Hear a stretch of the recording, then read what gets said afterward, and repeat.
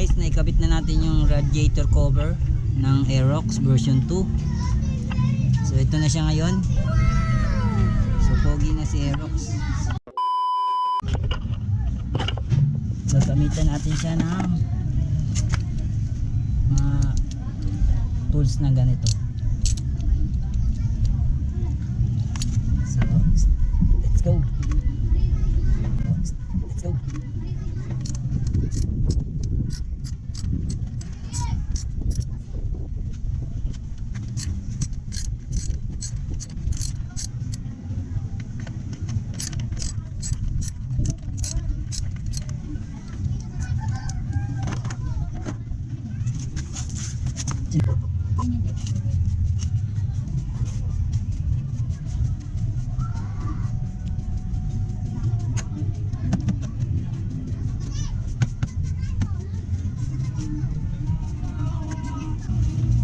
Sariling sikap lang tayo May utang-utang na. para tipid tips.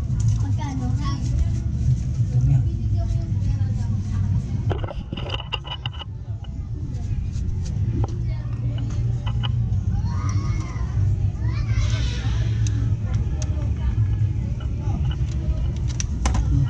Tapos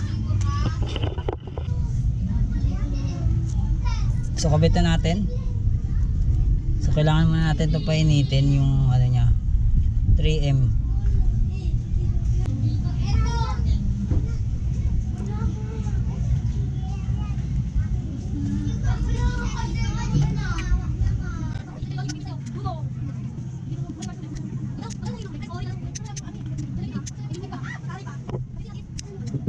So dikit na natin.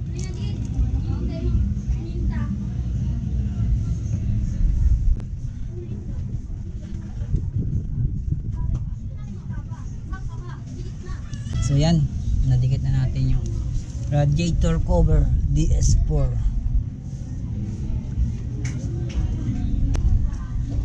So tatanggalin pa natin yung nakabalot sa kanya na stick. So yun guys, naikabit na natin yung radiator cover ng Aerox version 2.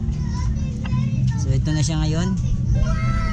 So pogi na si Aerox, si Chiro.